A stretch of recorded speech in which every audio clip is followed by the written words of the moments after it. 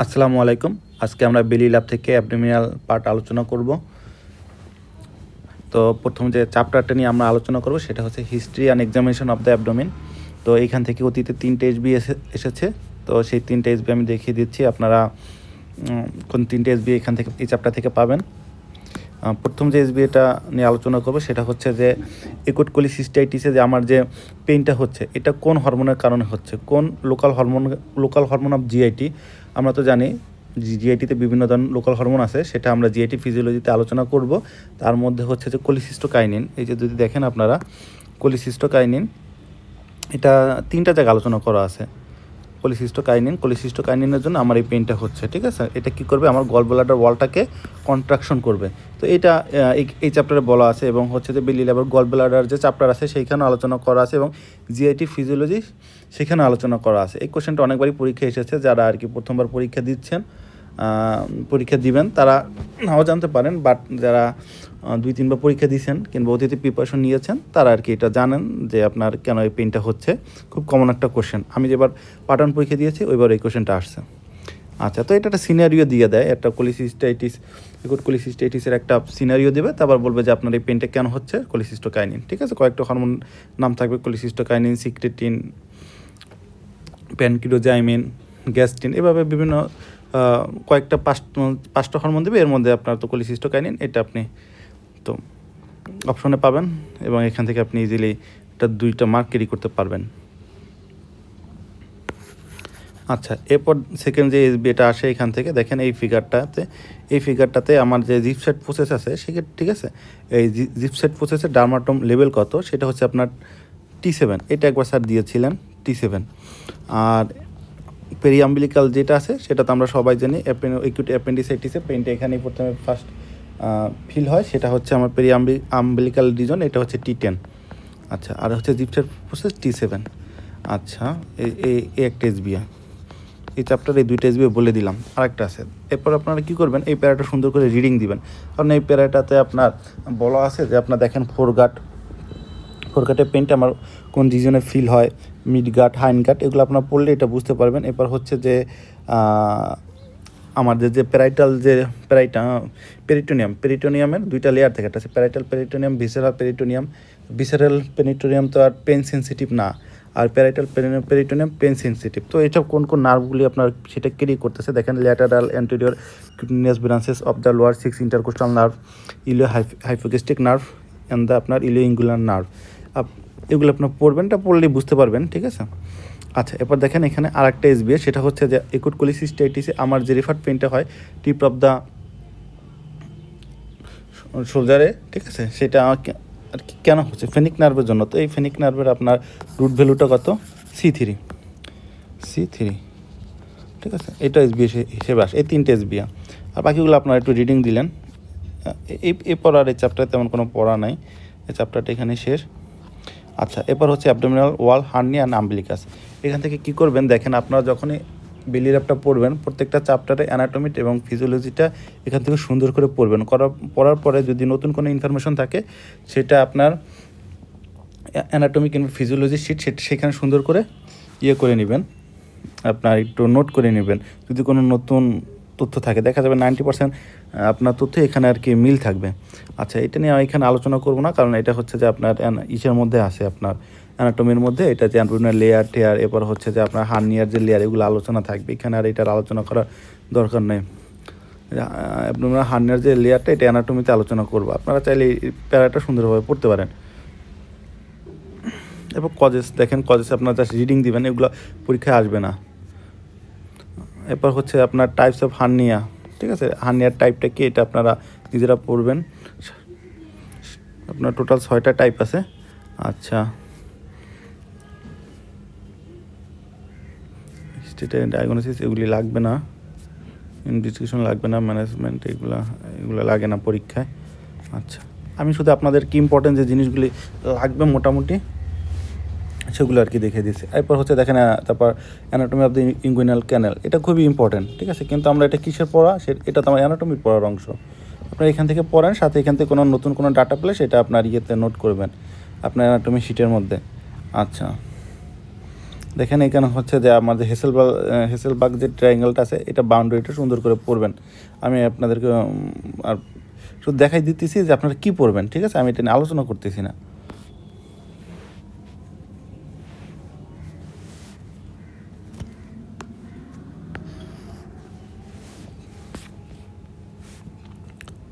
এখানে যে vessel inferior ফিগিস্টিক vessel হেসেলবাগ ট্রায়াঙ্গেলটা সুন্দর করে আপনার অ্যানাটমি শিটের মধ্যে ইয়ে করে দিবেন, নোট করে নেবেন। বিভিন্ন অপারেশন প্রসিডিউরের নাম বলা আছে, জাস্ট একবার দেখতে পারেন আর কি, লাগবে না যদিও। আচ্ছা, এবার দেখেন এখানে আরেকটা এসবি আছে, সেটা হচ্ছে যে আপনার ফিমোরাল হার্নিয়া। ফিমোরাল হার্নিয়া তো এমনিতেই মানে লেস কমন, ঠিক আছে? আর ফিমেলদের ক্ষেত্রে কমন। ফিমেলদের ক্ষেত্রে কমন এটা কী কারণে? হোয়াইট পেলভিস ছিল, ঠিক আছে? এইসব কী কারণে কমন, এটা তো অ্যানাটমির মধ্যে আলোচনা আর কি করা আছে, ঠিক আছে? এরপর দেখেন এখানে যে জিনিসটা আসে আপনার এসবি হিসেবে ইম্পেয়ার্স আপনার দেখেন রিডাকশনে ঝামেলা। আপনি ফিমোরাল হার্নিয়া আপনি যখন ইয়ে করবেন আর কি, রিডাকশন করবেন, তখন যে লিগামেন্ট আপনাকে ঝামেলা করবে সেটা হচ্ছে লেকুনার লিগামেন্ট, ঠিক আছে? ওটার নাম হচ্ছে গিম্বার্স লিগামেন্ট, এটা আপনার এসবি হিসেবে আসে।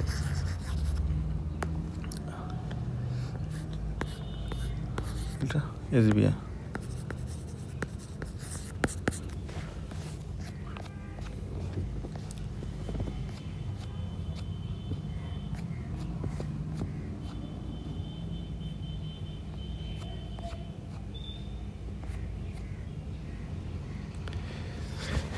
স্পাইজেলিয়ান হার্নিয়া, ঠিক আছে? এই প্যারাটা আপনার সুন্দর করে পড়বেন, ঠিক আছে?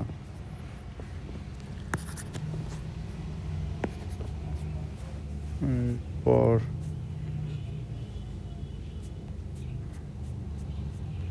বেলিলা থেকে খুবই খুবই খুবই খুবই আপনার কম পড়বেন আপনারা।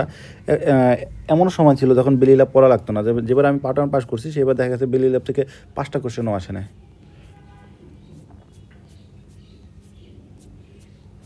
এই চ্যাপ্টারটা আপনার 27 এডিশনে ছিল না, এটা নতুন আর কি অ্যাড হয়েছে 28 এডিশনে। ছিল, কিন্তু এই প্রথম দিকে যে অ্যানাটমি এরকম আর কি আলোচনা ছিল না, একটু কমপ্লেক্স। এখানকার যে অ্যানাটমিটা এটা একটু কমপ্লেক্স, এটা আগে ছিল না, আগের 27 এডিশনে ছিল না। আপনারা লোকালাইজড পেরিটোনাইটিস এগুলো রিডিং করবেন।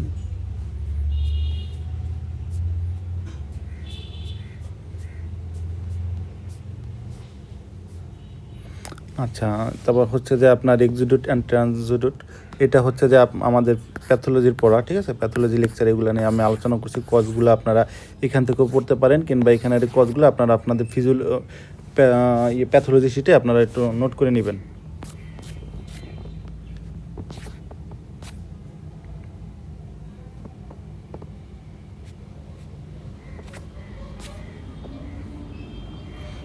এই প্যারাটা আপনারা রিডিং দিবেন।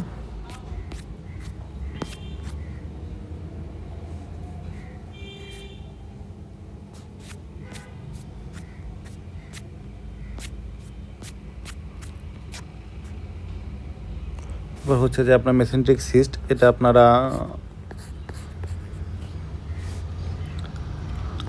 সুন্দরভাবে আপনারা একটু খাতায় নোট করে পড়বেন। এইসব কোশ্চেন খুব কম আসে পরীক্ষায়, ঠিক আছে? কিন্তু দেখা যায় যে আপনার 2-3 সেশন পরে একবার এইটা দিয়ে দিল, দেখা যাচ্ছে যে আপনার এইটা থেকে 4-5টা স্টেম দিয়ে একটা কোশ্চেন আর কি সেট করে দিল আর কি।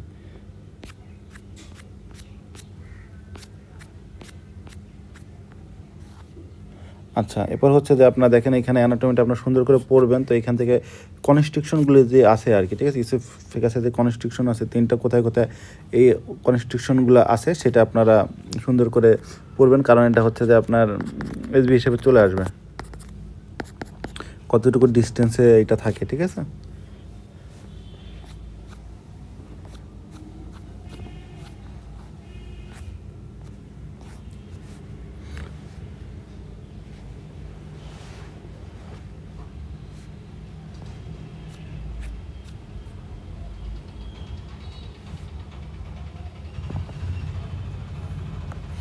আচ্ছা, দেখেন ambulatory reflex monitoring is considered one of the most important confirmatory tests for জ্বর।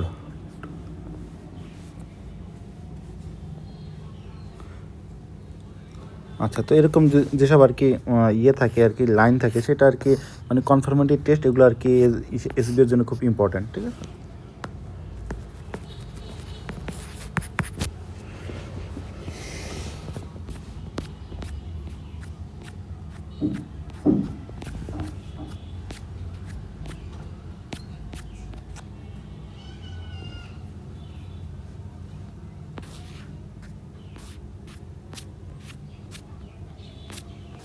আপনার মনে হইতে পারে যে আমি সব স্কিপ করে যাচ্ছি, আসলে না। বেলি ল্যাব থেকে আপনার ওইভাবে কোশ্চেন আপনাদের দেখেন ট্রিটমেন্ট সম্পর্কে তেমন আসবেই না, জানতেই চাবে না এফসিপিএস পার্ট 1 পরীক্ষায়।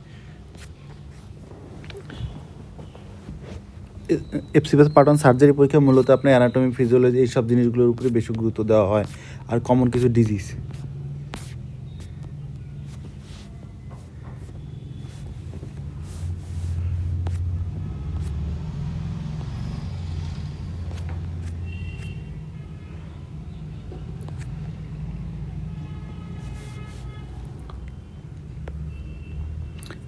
জেন্সকার ডাইভার্টিকুলাম, এই পার্টটা আপনারা সুন্দর করে পড়বেন, পড়লেই আপনারা জিনিসটা আপনারা বুঝতে পারবেন, ঠিক আছে। এই জন্য আমি এগুলো নিয়ে আলোচনা করতেছি না, কারণ করলে তখন আর কি আপনার অনেক টাইম বেশি লাগবে।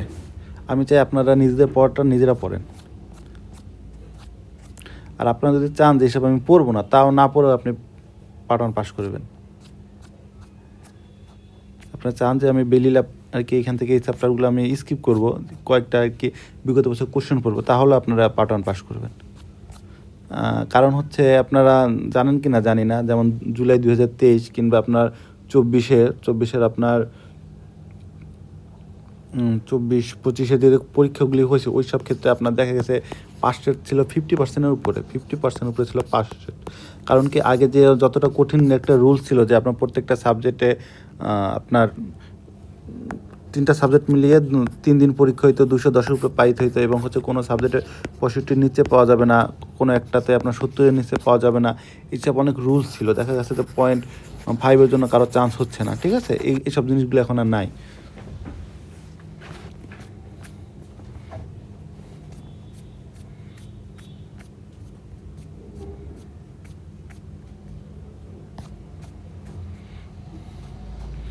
আচ্ছা, এরপর হচ্ছে দেখেন স্টোমাকে আমরা ব্লাড সাপ্লাই, লিম্ফ্যাটিক ড্রেনেজ, এটা খুব ভালোভাবে আমাদের অ্যানাটমি বই থেকে পড়তে হবে। তো এখানে আপনাদেরকে আমি একটু ইয়েটা বলে দিচ্ছি আর কি, আপনার ব্লাড সাপ্লাইটা যদি এভাবে পড়েন, আপনাদের আর এটা কখনো ভুল হবে না, ঠিক আছে। আমাদের যে ফার্স্ট ইয়ারে আমাদের স্যার এটা এভাবেই পড়াইছে। আচ্ছা দেখেন এখানে এটা হচ্ছে লেজার কার্ভেচার, আর এটা হচ্ছে গেটার কার্ভেচার, ঠিক আছে। এখানে আপনার যে ফান্ডাস, দেখেন ফান্ডাসে আমার দিবে, ব্লাড সাপ্লাই দিবে শর্ট গ্যাস্ট্রিক আর্টারি। এখানে ফান্ডাসে ব্লাড সাপ্লাই করবে আমার শর্ট গ্যাস্ট্রিক আর্টারি, ঠিক আছে। এটা শর্ট গ্যাস্ট্রিক আর্টারি কিসের ব্রাঞ্চ, সেটা হচ্ছে আমার স্প্লেনিক আর্টারি। এই স্প্লেনিক আর্টারি কিছু এখানে শর্ট গ্যাস্ট্রিক আর্টারির মাধ্যমে ফান্ডাসটাকে সাপ্লাই দিবে। তো আমরা যখন স্প্লেনেক্টমি করি তখন কি হইতে পারে, তখন স্প্লেনিক আর্টারিটা আমার ড্যামেজ হইতে পারে। স্প্লেনিক আর্টারি ড্যামেজ হলে আমার তখন ফান্ডাসটা আমার নেক্রোসিস হয়ে যাবে, স্কিমিয়া হবে, নেক্রোসিস হবে। ওকে, আচ্ছা দেখেন এর বাকিটা, এই যে আমার ইসোফেগাসটা কিন্তু একবার মিড লাইন স্ট্রাকচার না, এটা কিন্তু আপনার কি হয়, ইসোফেজিয়াল যে ওপেনিংটা সেটা মিড লাইন থেকে 1.25 সেন্টিমিটার ল্যাটারালি থাকে, তার মানে লেফটের দিকে থাকে। আর এই যে পোর্শনটুকু দেখেন পাইলোরাসের, এটা কিন্তু আমার অ্যাবডোমিনের রাইটের দিকে থাকে, ঠিক আছে। এখন এই মিড লাইন, আমি যদি একটা মিড লাইনটা নিই, দেখেন এই যে লেজার কার্ভেচার, এই অংশটা হচ্ছে আমার লেফটের দিকে, তাই এই অংশটার আর্টারিটার নাম হচ্ছে আমার লেফট গ্যাস্ট্রিক আর্টারি। জিনিসটা খুবই ইম্পর্টেন্ট, এবং একটু বুঝেন। দেখেন যেহেতু এটা লেফট সাইডে আছে, মিড লাইনের লেফট সাইডে, এর জন্য হচ্ছে এটা লেফট গ্যাস্ট্রিক আর্টারি। আবার এই দিকটাতে দেখেন এটা রাইট সাইডে আছে, মিড লাইনের রাইট সাইডে, তাই এখানে সাপ্লাই দিতেছে আমার রাইট গ্যাস্ট্রিক আর্টারি। এখন এই left gastric artery, right gastric artery, এগুলো যে ব্রাঞ্চগুলো, এগুলো অ্যানাটমি খুব সুন্দরভাবে পড়তে হবে। আচ্ছা, আবার দেখেন এই যে লেফট, এই যে পোর্শনটুকু, এই পোর্শনটু আছে আমার মিড লাইন থেকে লেফটের দিকে, তাই এখানে যে আর্টারিটা সেটার নাম হচ্ছে লেফট গ্যাস্ট্রো এপিপলিক আর্টারি। আর এই রাইট পাশে যে অংশটুকু আছে গেটার কার্ভেচারের, সেই আর্টারিটার নাম হবে রাইট গ্যাস্ট্রো এপিপলিক আর্টারি। যেহেতু দেখেন রাইট সাইডে আছে তাই নাম হচ্ছে রাইট দিয়ে শুরু হয়, যেহেতু লেফট সাইডে আছে মিড লাইনের তাই এটা লেফট দিয়ে শুরু হচ্ছে, ঠিক আছে।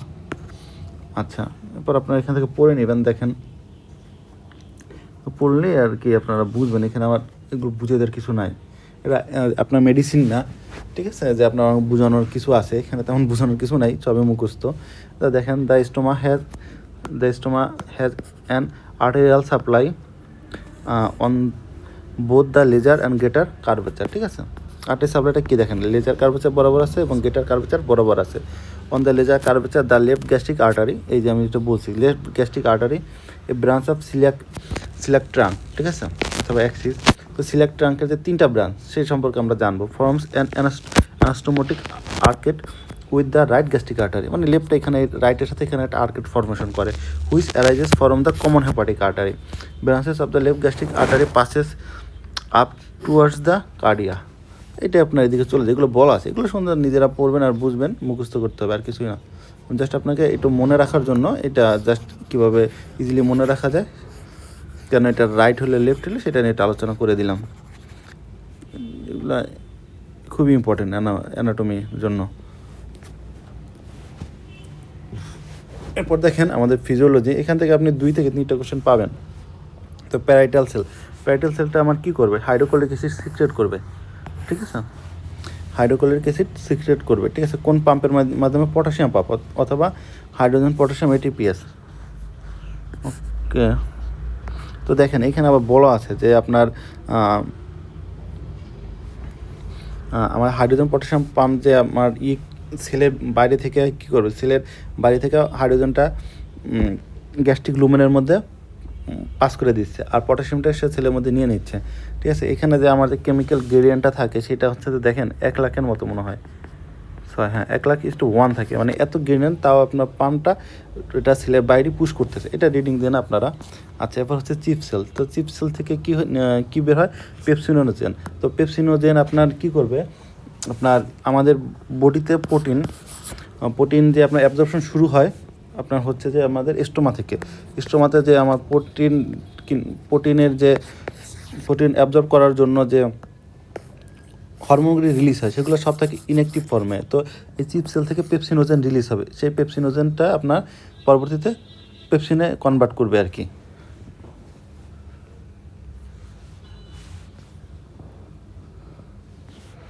আচ্ছা, এরপর হচ্ছে যে আপনার এন্ডোক্রাইন সেল আছে ডিউওডেনামে, বুনার্স গ্ল্যান্ড থেকে যে আমার যে অ্যালকালিন সিক্রেশনটা বের হয় এই সম্পর্কে বলা আছে, এগুলো আমরা গ্যাস্ট্রিক ফিজিওলজিতে খুব ডিটেলসলি আলোচনা করব। আচ্ছা, এরপর দেখেন আপনারা কী করবেন, আপনার গ্যাস্ট্রিক জুস আপনার সিক্রেশনে কে স্টিমুলেশন দিচ্ছে, ঠিক আছে, কে ইনহিবিশন করছে। তারপর হচ্ছে মোটিলিটি কে বাড়ায় কে কমায়, স্টিমুলেট করে কে ইনহিবিট করে কে, এগুলো আপনার এখান থেকেও পড়বেন। এটা আবার জিআইটি ফিজিওলজিতে আলোচনা করা আছে। আচ্ছা, যেমন আপনাকে একটা বলি, সোমাটোস্ট্যাটিন, এটা আপনার এসবি হিসেবে অনেকবার আসছে, যারা পরীক্ষা দিয়েছেন তারা জানেন, এটা প্রায় আসে। সোমাটোস্ট্যাটিন কি, এটা ইউনিভার্সাল ইনহিবিটরি হরমোন, আমি যেভাবে পরীক্ষা দিয়েছি সেবার এটা আসছে, ঠিক আছে, ইউনিভার্সাল ইনহিবিটরি হরমোন। তো এটা মোটিলিটি বলেন কিংবা আপনার থেকে ইভেন কি গ্যাস্ট্রিক জুস ইনহিবিশন কী করবে সেটা হচ্ছে সোমাটোস্ট্যাটিন। আপনার কোনো ইনহিবিটরি শব্দই থাকলে সেখানে আপনি কী দিয়ে আর কোনো অপশন দেখবেন না, সেখানে আপনি এই সোমাটোস্ট্যাটিন দাগাই আসবেন। ওকে, আচ্ছা, এরপর হচ্ছে যে আপনারা কোন গ্যাস্ট্রিন অ্যান্টাল জিট সেল থেকে আসে, histamine, endocrine chromaffin cell, acetylcholine neurons থেকে আসে, গ্যাস্ট্রেন্টিলোজেন peptide neurons and mucosa, CCK duodenal আর endocrine cell, CCK cholecystokinin pancreozymin duodenal endocrine cell থেকে আসে। তো এই কোলিসিস্টোকাইনিন দেখেন ডিউডেনালের এন্ডোক্রাইন সেল থেকে রিলিজ হয়, সেটা কিসের উপরে কাজ করবে, গল ব্লাডার ওয়ালে কাজ করবে, ঠিক আছে, গল ব্লাডার ওয়ালে কন্ট্রাকশন করে পেইনটা করবে। সোমাটোস্ট্যাটিন ডি সেল থেকে, এগুলো ফিজিওলজিতেও আছে, আপনারা এখান থেকে যেহেতু এখান থেকেও পড়তে পারেন, আবার কিংবা আপনারা চাইলে শিট থেকেও পড়তে পারেন জিআইটি ফিজিওলজির।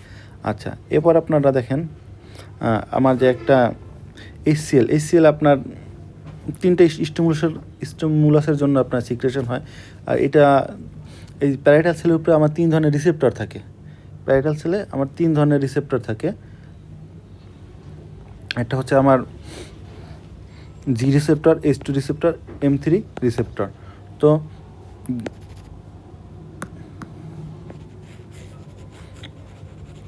কী হবে, অ্যান্টাল যে জি সেল আছে, অ্যান্টাল জি সেল থেকে আমার গ্যাস্ট্রিন সিক্রেশন হবে। অ্যান্টাল জি সেল থেকে আমার গ্যাস্ট্রিন সিক্রেশন হবে।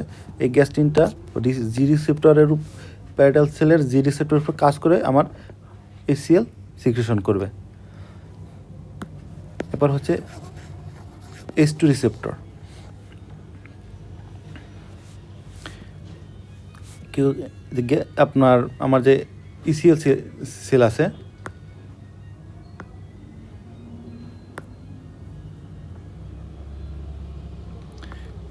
এন্টারোক্রোমাফিন লাইক সেল, সে কী করবে, আমার হিস্টামিন রিলিজ করবে। এই হিস্টামিন রিলিজ করা এই হিস্টামিন H2 রিসেপ্টরের উপর কাজ করে আমার HCl সিক্রেশন করবে। এর জন্য আমরা বাচ্চাদের অনেক সময় যাদের থাকে আমরা H2 রিসেপ্টর ব্লকার দিই, ঠিক আছে। H2 রিসেপ্টর ব্লকারের নাম হচ্ছে আপনার ফ্যামোটিট ট্যাবলেট ফ্যামোটিট দেই। বাচ্চাদের ক্ষেত্রে অনেক ইউজ করা হয়, ফ্যামোটেক নামে পাওয়া যায়, ঠিক আছে। সেও কী করবে, আমার এই H2 রিসেপ্টরটাকে ব্লক করবে। ওকে, আচ্ছা। আর একটা হচ্ছে আমার এসিটাইলকোলিন। সেটা কী হবে, এসিটাইলকোলিন প্যারাসিম্পেটিক যে নার্ভ ফাইবার আছে সেখান থেকে রিলিজ হবে। প্যারাসিম্পেটিক নার্ভ ফাইবার থেকে রিলিজ হয়ে M3 রিসেপ্টরে কাজ করার মাধ্যমে আমার গ্যাস্ট্রিকটা সিক্রেশন হবে, ঠিক আছে। প্যারাসিম্পেটিক স্টিমুলাস হইলে কী হয়, আমাদের বারবার খেতে মন চায়। এর জন্য কেউ যদি যখন আর কি করে আর কি, আমাদের তো জানি কানে ভেগাস নার্ভের সাপ্লাই আছে, কেউ যদি কান চুলকে তার বারবার খেতে ইচ্ছে করে, ঠিক আছে, তখন আপনার এই HCl সিক্রেশন হয়, গ্যাস্ট্রিক মোটিলিটিটা বাড়ে। আচ্ছা, তো দেখেন গ্যাস্ট্রিক সিক্রেশনের যে ফেসগুলি আছে, এই ফেসগুলি গ্যাস্ট্রিক সিক্রেশন ফেস 3টা ফেস আছে, এগুলো সব জিআইটি ফিজিওলজির মধ্যে আছে।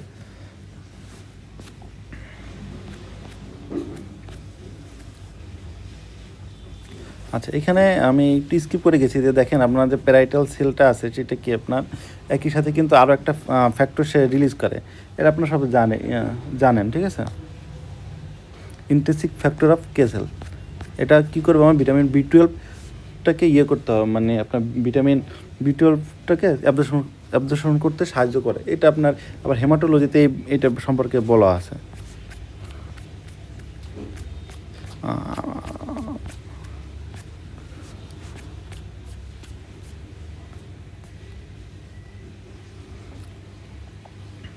আচ্ছা, দেখেন এখানে একটা আর্লি ডাম্পিং আর লেট ডাম্পিংয়ের একটা ফিচার আছে, পার্থক্য আছে। এটা কী কারণে হয় এটা আপনারা একটু সুন্দরভাবে পড়বেন, আমি একটু বলে দিই। আর্লি ডাম্পিং আর লেট ডাম্পিং, আপনার দেখেন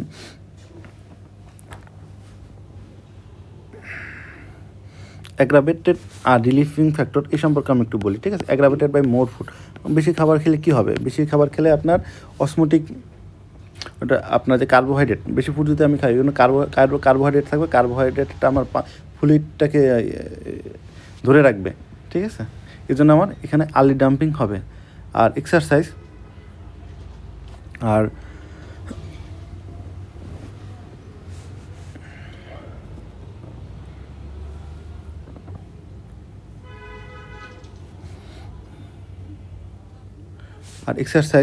এক্সারসাইজ করলে কী হবে, আমার ব্লাড গ্লুকোজটা আপনার ব্লাড গ্লুকোজটা আমার ফল করবে, ঠিক আছে। এখন যদি আমি এটা আমি পরে আপনাদের একটা সময় আলাদাভাবে এটা একটু বুঝাই দিব না, ঠিক আছে। আমি জাস্ট আপনাদের একটু বলে দিই যে আপনারা কী কী পড়বেন, ঠিক আছে। আমি ভিডিওটা শর্ট করতে চাচ্ছি আর কি।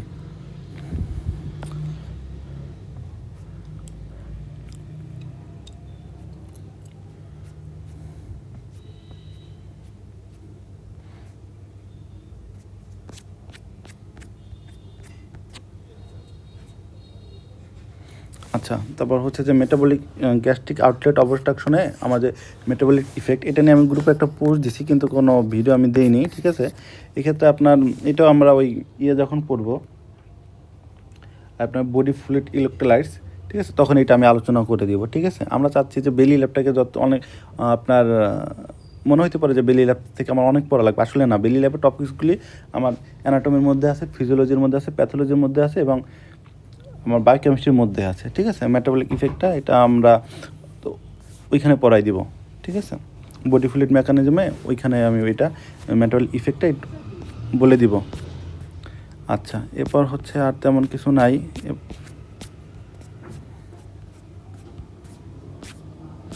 লিম্ফ্যাটিক ড্রেনেজ, এটা অ্যানাটমি থেকে পড়তে হবে, কারণ সিএস্টোমা তো খুবই কমন। জোলেঞ্জার রিলেশন সিন্ড্রোম আপনারা রিডিং করবেন ওই প্যারাটাটুকু। আর বেরিয়াট্রিক আর মেটাবলিক সার্জারি, এখান থেকে আপনার বিভিন্ন ডেফিনেশন দেওয়া আছে আর আপনার একটা ক্লাসিফিকেশন দেওয়া আছে, এটা জাস্ট আপনারা দেখেন। সার্জারি সম্পর্কে বলা আছে, আর পিডিএফ আপনাদেরকে আমরা এটা দিয়ে দেবো না, ঠিক আছে। আচ্ছা,